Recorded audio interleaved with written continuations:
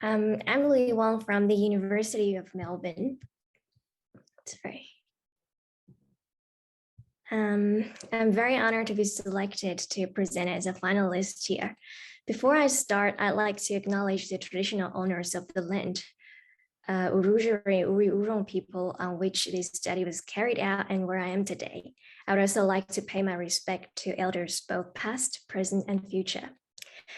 Here, I'm going to talk about the effects of reflectance on heating rate in jewel beetles. Before diving into heating rate, I would like to talk about color. Coloration is selected for multiple functions, including visual and thermal benefits. For example, male lizards with brighter coloration are more attractive to females, and in ladybirds, a higher proportion of black is advantageous for thermoregulation in cooler regions. Visible colors we perceive are a function of reflected light. But sunlight comprises not only visible, but also UV and near-infrared. There are studies showing a strong correlation between near-infrared reflectance and climate in birds and butterflies. For example, birds in hot arid environments tend to have higher near-infrared reflectivity. However, direct evidence linking reflectance and thermoregulation is missing. So in this study, we aim to fill this gap by providing empirical evidence of the effect of reflectance on heat transfer, especially for near-infrared wavelengths. Here we use jewel beetles for testing this because heat transfer is ecologically important for them. They are diurnal exotherms and active during the hot spring and summer days.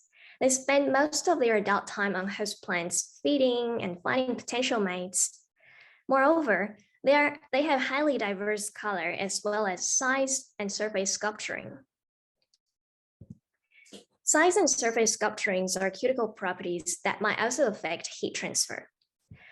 Size may influence heat absorption area, and morphological properties have also been shown to affect reflectance and emissivity in silver ants and butterfly wings.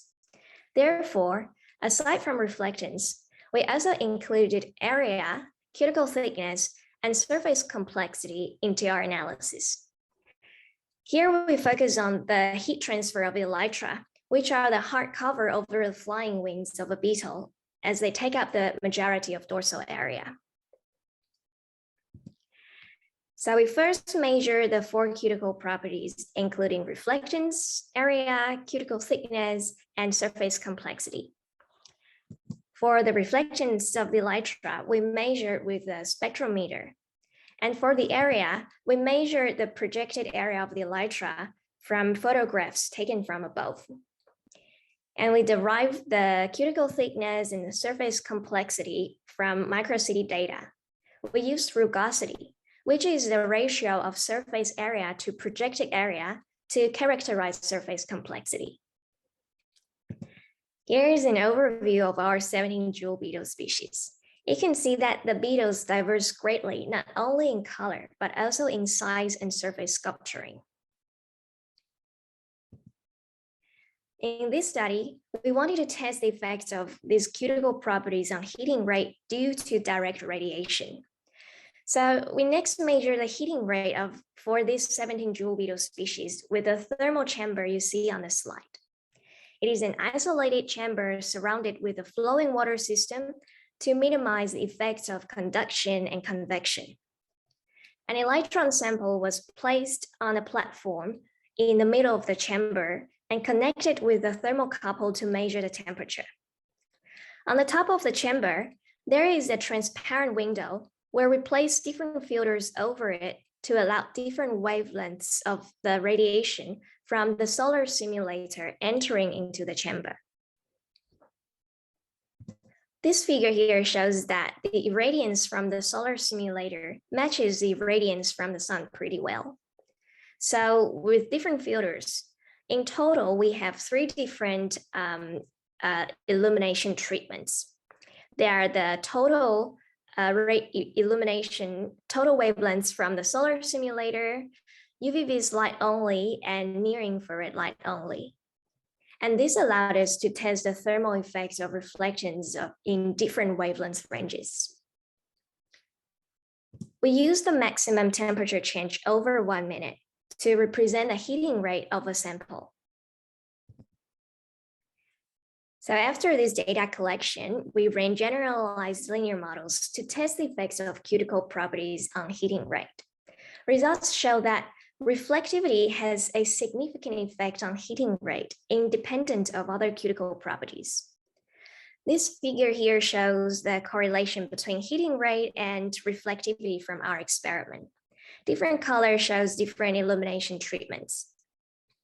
From this figure, you can see that higher reflectivity tends to have lower heating rate because it reflects more energy away from the surface and vice versa.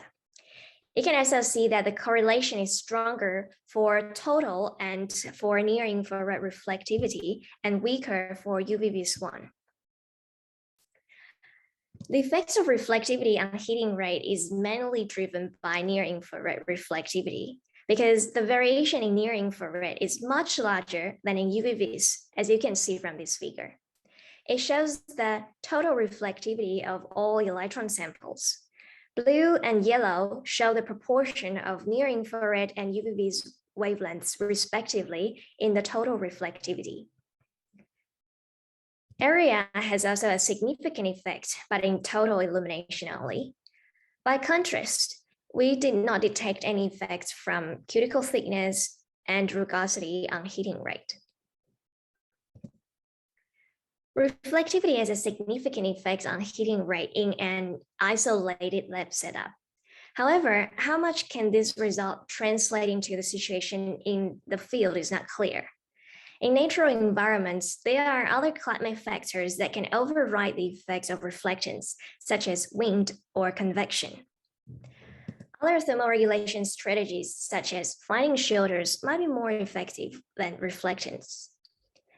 However, reflection still has a thermoadaptive value in certain microhabitats and conditions as documented in other animals.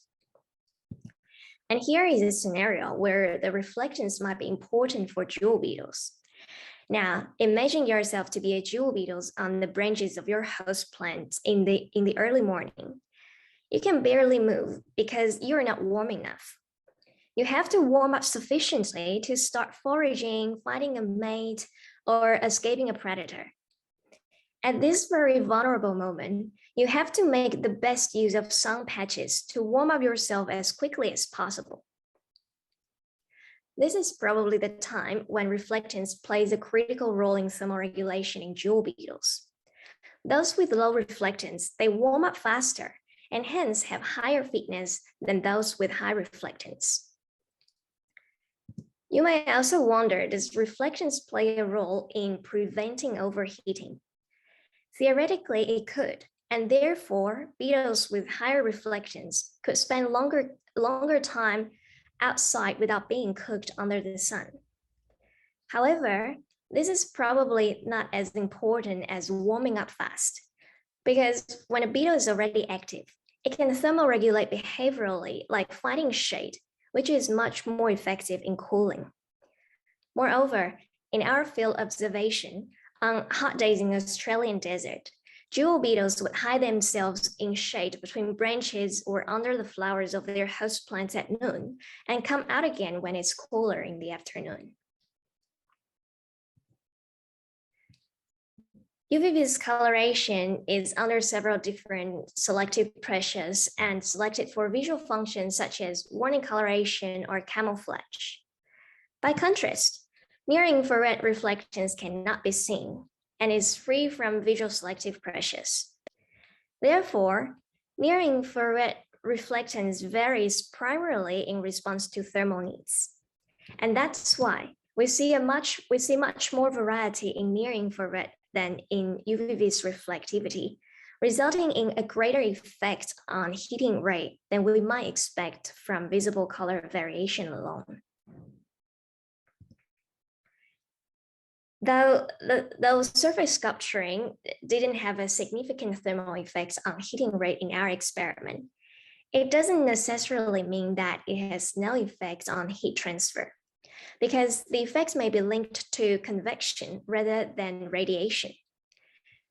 However, elytral reticulation could also be just an ancestral trait and have no specific function or have other functions unrelated to thermoregulation. Further investigation is required to decipher the function of elytral ultrastructure. In summary, we provide direct evidence showing the thermal effects of reflectance and area size and heating rate in a finely controlled experiment in jewel beetles. Our results show that low reflectivity results in higher heating rate, and we highlight the importance of near-infrared reflectivity in heat transfer. And if you're interested in knowing more about this study, you can find our paper in the Journal of Experimental Biology. This paper is also featured in Inside JEP section, where the journalist turns the paper into a short article format for general public, which is interesting to read. In the end, I would like to thank our funding bodies, Australian Research Council, the University of Melbourne, and Ministry of Education in Taiwan for supporting this study and scholarships. I would also like to thank people from Stuart Fox Lab for their great support.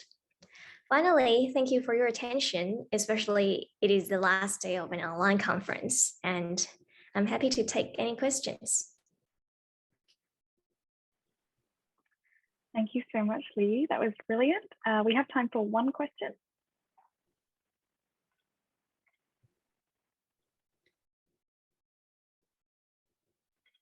Okay, it looks like we have one from James Dory in the chat. Could you please read it for me? Yeah, of course. Great talk and research. Is it possible that other organisms, e.g. predators, parasites, or parasitoids, see NIR and could drive NIR patterning?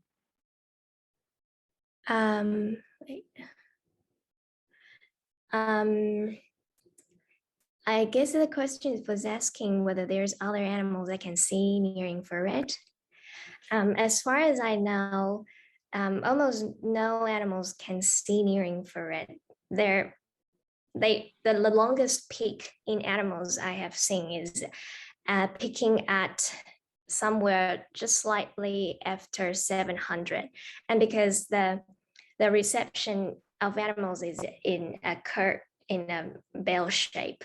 So if they are peaking at around 700, there are only a small portion that would go into near infrared, and probably most animals are not. They're not able to pick up any difference in near infrared pattern in that range. I hope I have answered your question.